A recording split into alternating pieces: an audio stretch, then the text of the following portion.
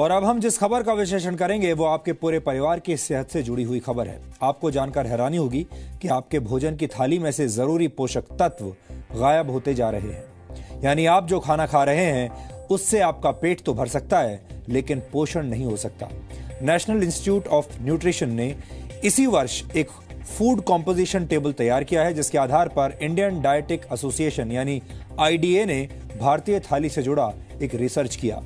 इस रिसर्च के मुताबिक पिछले 30 वर्षों से भारतीय भोजन की ताकत और उसके पोषक तत्व लगातार कम हो रहे हैं। आपने अक्सर बड़े बुजुर्गों को यह कहते हुए सुना होगा कि पुराने जमाने में भोजन की बात ही कुछ और हुआ करती थी। हर चीज शुद्ध होती थी और आपका खाना शरीर को लगता था। बड़े बुजुर्गों की यह बात अब सच साबित हो रही है। आईडीए का रिसर्च इस बात को भी साबित करता है कि 30 वर्ष पहले खाने में शुद्धता की गारंटी आज के मुकाबले कहीं ज्यादा थी। आईडीए के मुताबिक गेहूं में 9% कार्बोहाइड्रेट कम हो चुका है। इसके अलावा बाजरे में 8.5% कार्बोहाइड्रेट कम पाया गया है। पिछले 30 वर्षों में मूंग की दाल में आयरन कंटेंट 6.12% कम हो गया है, जबकि मसूर की दाल में प्रोटीन 10% कम पाया गया। प्रोटीन हमारे शरीर के लिए बहुत जरूरी पोषक तत्व है और इसकी कमी से कई तरह की बीमारियां होती हैं। आटे और दाल के बाद सबसे ज्यादा इस्तेमाल होने वाली सब्जियों को भी चेक कर लीजिए। नए जमाने के आलू में विटामिन बी, मैग्नीशियम और जिंक की मात्रा पहले से कम पाई गई है। टमाटर में विटामिन बी, आयरन और जिंक की मात्रा में 66 से 73% तक की कमी देखी गई। फलों की बात करें तो सेब में आयरन कंटेंट पहले के मुकाबले 60% कम हो चुका है। यानी लो हीमोग्लोबिन और एनीमिया से पीड़ित लोगों को सिर्फ सेब के भरोसे अब नहीं रहना चाहिए। इस आंकड़े को देखने के बाद कई पुरानी कहावतों से आपका भरोसा उठ सकता है। अक्सर कहा जाता है an apple a day keeps the doctor away, यानी एक सेब हर रोज खाने से आप स्वस्थ रहते हैं और डॉक्टर से दूर रहते हैं। लेकिन इस दौर में ये कहावत भरोसा करने लायक नहीं रही, क्योंकि सेब के अंदर पोषक तत्व अब कम हो चुके हैं। आईडीए ने इस रिसर्च को तैयार करने में नेशनल इंस्टीट्यूट ऑफ न्यूट्रिशन के फूड कॉम्पोजिशन टेबल का इस्तेमाल किया है। एनआईएन ने 528 तरह के खाद्य पदार्थों में मौजूद 151 पोषक तत्वों की जांच की है। इस इंस्टीट्यूट ने 30 साल पहले भी एक फूड कॉम्पोजिशन टेबल तैयार किया था और उस समय के खाद्य पदार्थों में न्यूट्रिशनल वैल्यू आज की तुलना में काफी ज्यादा थी। एक्सपर्ट्स के मुताबिक खेतों में पैदावार बढ़ाने और फसल को बीमारियों से बचाने के लिए पेस्टिसाइड्स और खाद का ज्यादा इस्तेमाल किया जाता है और केमिकल के ज्यादा इस्तेमाल से भारत की मिट्टी में पोषक तत्व लगातार कम हो रहे हैं, जिसकी वजह से खेतों में उगने वाले अनाज, सब्जियों और फलों के पोषक तत्वों में भी गिरावट आ रही है। भारत की मिट्टी में जिंक की मात्रा 43% कम हो गई है। इसी तरह बोरॉन 18.3%, आयरन 12.1%, मैग्नीशियम 5.6% और कॉपर 5.4% कम हो गया है। जाहिर है, जब फसल को पैदा करने वाले खेतों में ही पोषक तत्व कम होंगे तो खाने पीने की चीजों में न्यूट्रिशनल वैल्यू भी कम मिलेगी। इस रिसर्च के मुताबिक ऐसे अनाज, फल और सब्जियां खाने की वजह से आपकी सेहत पर अब फर्क पड़ रहा है, असर पड़ रहा है। आपका शरीर कमजोर बुनियाद वाली उस इमारत की तरह है जिसमें हमेशा रोगों की आशंका बनी रहती है। भारत एक उभरती हुई आर्थिक शक्ति है। भारत दुनिया का सबसे युवा देश है। एनएसएसओ के मुताबिक भारत की कुल जनसंख्या में 47 करोड़ से भी ज्यादा लोग कामकाजी हैं, लेकिन भारत धीरे धीरे बीमार और थके हुए लोगों का देश बनता जा रहा है। दिसंबर 2015 में आई द लैंसेट की एक रिपोर्ट के मुताबिक सेहत के मामले में 5 ब्रिक्स देशों में भारत सबसे नीचे है। ब्रिक्स देशों में भारत के अलावा ब्राजील, रशिया, चीन और साउथ अफ्रीका शामिल है। 2013 में पूरी दुनिया में बीमार लोगों की कुल संख्या में से 20% भारतीय थे। भारत में इस वक्त 7 करोड़ लोग डायबिटीज के शिकार हैं और डायबिटीज का मरीजों की संख्या के मामले में भारत चीन के बाद दूसरे नंबर पर है।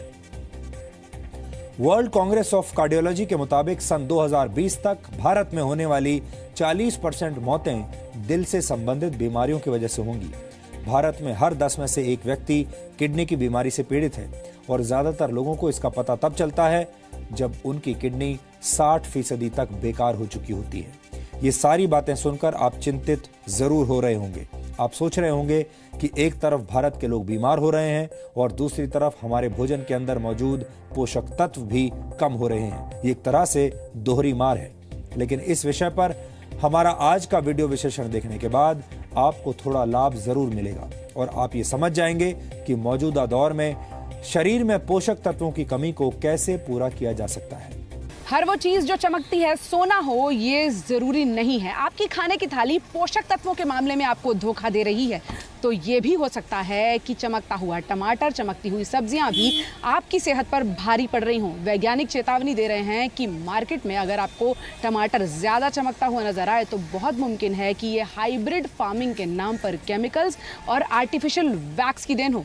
इनसे भी दूर रहने में भलाई है। रीजंस हैं, एक तो हम जिस तरह का एग्रीकल्चर करते हैं, जिस तरह की टेक्निक्स यूज़ करते हैं, बहुत इंटेंसिव है, तो probably there is not enough time for uptake जिसमें कि सारे न्यूट्रिएंट्स वहाँ पे एब्जॉर्ब हों।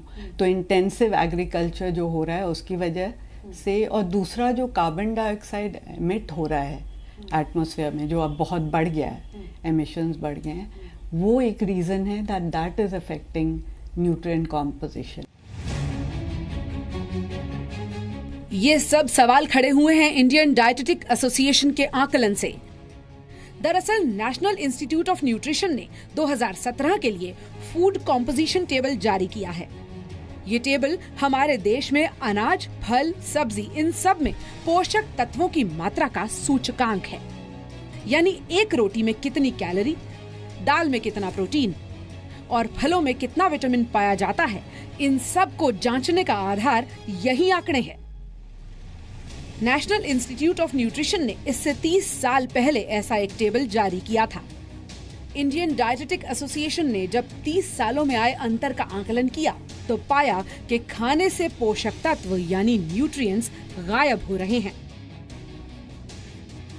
ये हर चीज़ का अलग अलग जैसे देखा गया है, और बहुत जनरलाइज करना अभी मेरे लिए ठीक नहीं रहेगा, क्योंकि ये जो NIN ने अपनी फूड कॉम्पोजिशन टेबल्स 2017 में निकाली है, तो उस पर अभी भी लोग उसको देख रहे हैं, समझ रहे हैं और उसको पूरी तरह ये एब्जॉर्ब करने की कोशिश कर रहे हैं। तो उसमें जनरली ट्रेंड्स देखा गया है, जैसे दालों में भी प्रोटीन की मात्रा थोड़ी कम हुई है,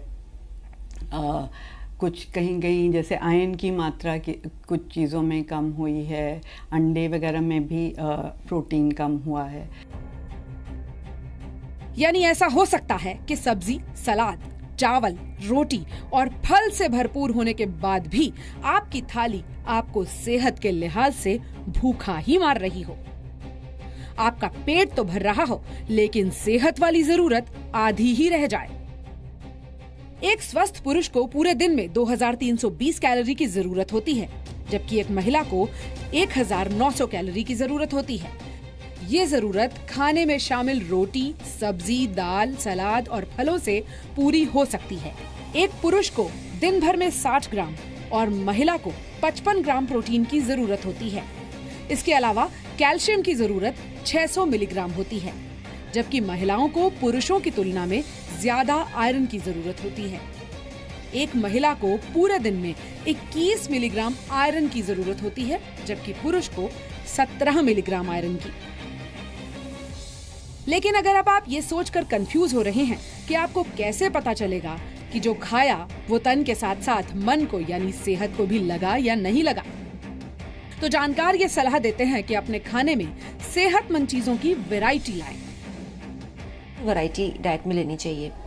जैसे प्रोटीन में स्प्राउट्स हैं, या प्रोटीन में जैसे पनीर है या सोया है, तो सिर्फ दाल पे ना डिपेंड करके साथ में आप कोई सोया या कोई पनीर ऐड करेंगे तो उसमें एक तो डिफरेंट काइंड ऑफ प्रोटीन मिलेगा और एक थोड़ा सा वैरायटी मिलेगी आपको, और न्यूट्रिशनल वैल्यू आपकी कॉम्पनसेट हो जाएगी।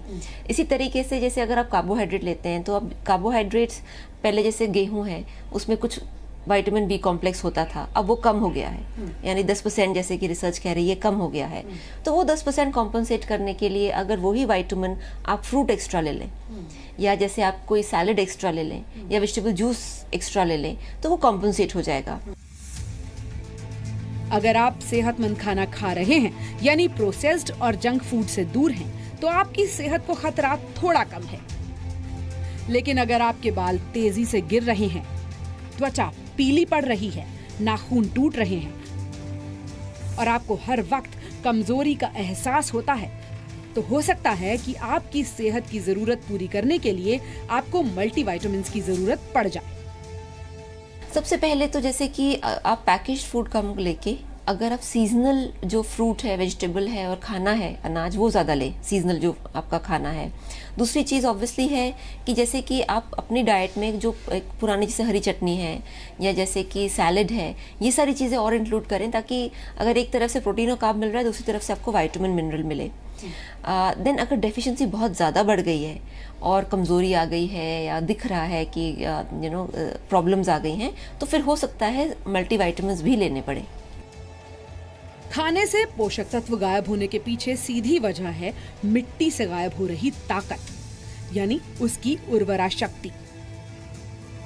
तेजी से फसल उगाने के चक्कर में एक ही जमीन पर बार बार फसल उगाना, केमिकल्स और कीटनाशकों का ज्यादा इस्तेमाल, हाइब्रिड फार्मिंग यानी इंजेक्शंस की मदद से फल सब्जियों को जल्दी बड़ा करना, ये उन बड़ी वजहों में से है जो आपकी थाली तक सेहत पहुंचने से पहले ही उसमें केमिकल्स का कॉकटेल घोल चुके होते हैं।